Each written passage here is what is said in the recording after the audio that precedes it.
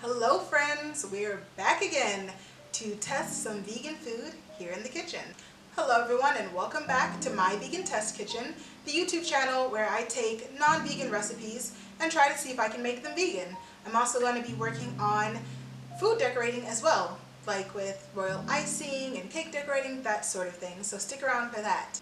If you're not already, please subscribe to my channel and hit the notification bell so that you know when I post new videos, and give this video a like if you like it.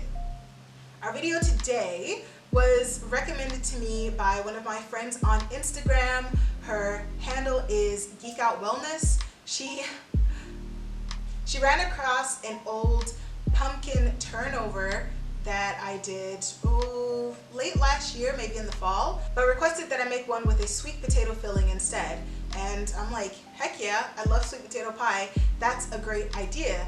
But because it's still summer and I want a fresh fruit filling as well, I'm also going to make turnovers that are filled with mango and peach. So this dessert is going to be a nice representation of the transition from summer into fall by making these two sweet and delicious turnovers. Now let's see what's going to be inside of our creation today. Turnovers are basically just handheld pies, which means I'm going to need to make pie crust. For that, I'm going to need flour, salt, baking powder, butter, and just some cold water. It's very important to keep the water and the butter as cold as possible because that's what's going to help add the flakiness to the crust when you bake it. It's going to melt in the oven and add those layers. So definitely make sure that you're using ice water and cold butter that you're going to have cubed. For my fillings, I'm going to need a myriad of different things, but there are a few things they have in common. I'm going to need sweet potatoes, sugar, milk for my sweet potato filling, ground nutmeg, cinnamon, vanilla extract, applesauce, butter, mangoes, peaches, and lemon juice. I'm going to start with my fillings first, that way they can cook down while I'm preparing my dough. And more specifically, I'm going to start with my sweet potato filling because I'm going to need to boil down my potato and get it soft before I can work with it. So let's get started. As I mentioned before, I'm going to start with my fillings. You hear that clicking in the background? That's the oven, and that's because we should preheat it before we get started. While my oven is preheating, I'm going to peel and wash and slice my potato. I'm breaking my potato down into big chunks instead of leaving it whole because it will cook faster, and when it comes down to mixing it, it's going to be easier to mix all those small pieces instead of trying to smash a big one. And I'm just doing this while my water is boiling.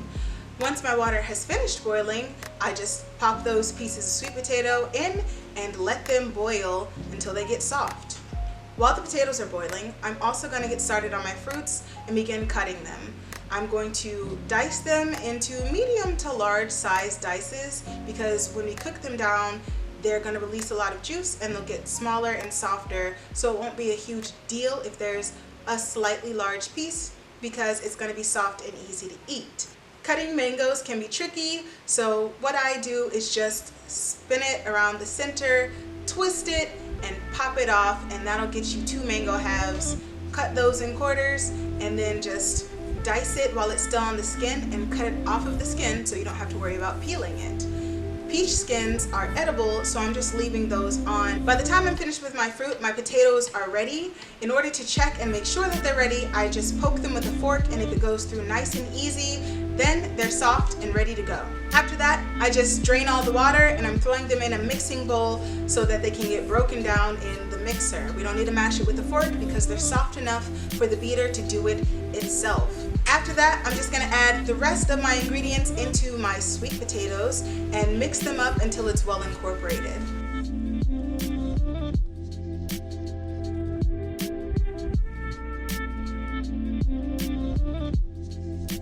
Now that I'm done with the potatoes, I'm going to finish my fruit. It's pretty easy. I'm just going to throw my diced fruit into a pot with my lemon and sugar and let it simmer down for about 8 to 10 minutes until it's a nice mixed fruit compote. Now that I've got both of my fillings done, they're pretty quick and easy, I'm going to get started on my pie crust. In order to do that, I'm going to take the dry ingredients and just give them a little mix together before adding my butter into my flour. Now, if you have a food processor or a blender or anything like that, it's going to be pretty easy to break this down. Just pop it in there and bliss it a few times until the flour looks mealy in texture. In order to show you what that looks like, I'm just going to chop my butter down with a fork. It is easier in a blender because those chunks of butter are going to be frozen or at least very cold and hard to work with. So it's going to be easier if you have a blender to do it that way. I just wanted to show you what the texture is going to look like when it's done. Once we've got our mealy dough, we're going to start adding our tablespoons of water one at a time until our dough starts to form into a ball.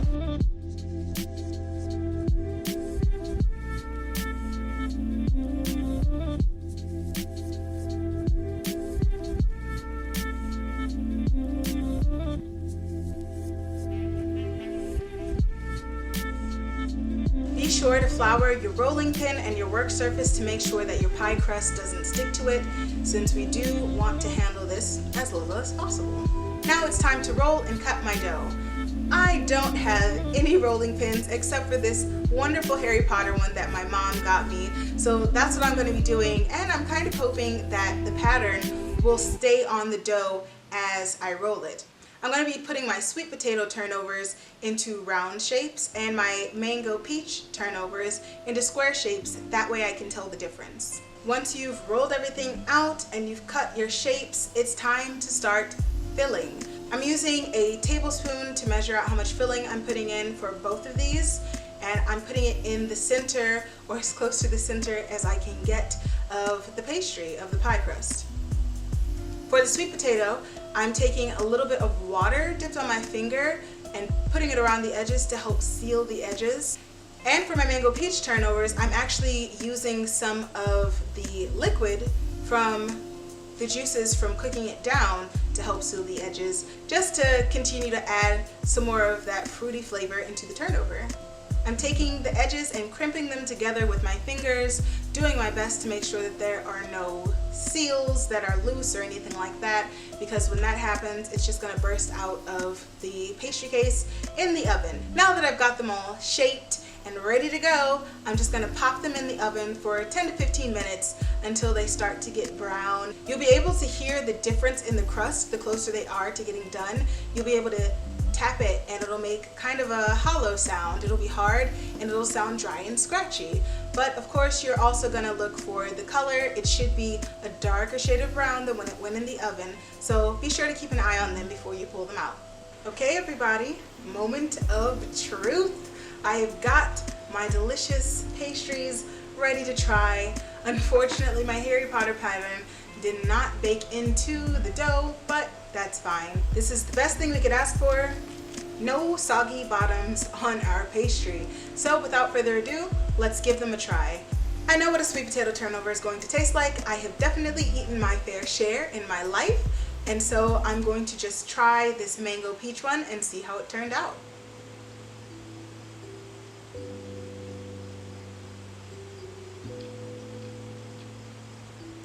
The peach is definitely competing with the mango flavor. I get a lot more peach flavor than mango, but it is still really good. For this pie crust, I did not put any sugar in it because I thought that my filling was going to be sweet enough to make up for that.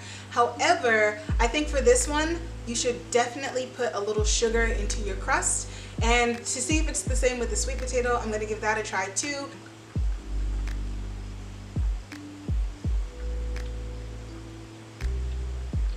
As for the sweet potato, I don't really think that needs extra sugar in the crust. If you want it to be a little sweeter, it would be helpful, but I actually like the way that it tastes without the sweetened crust. So that is my suggestion. Put a little sugar in the crust for the mango peach, but omit it for the sweet potato because, at least in my opinion, I don't think it really needs it. This was actually not too hard to make. You can work on the fillings simultaneously, so it takes less time, or you can just do one and only have to fiddle with one thing.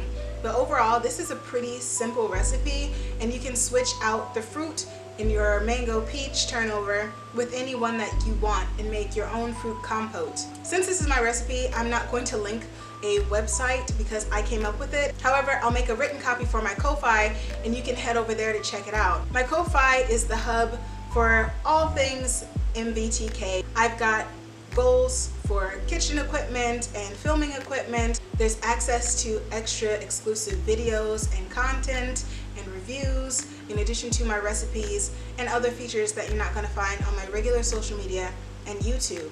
If you'd like to support what I do, head over to my Ko-Fi and check it out. Thank you for joining me in this video.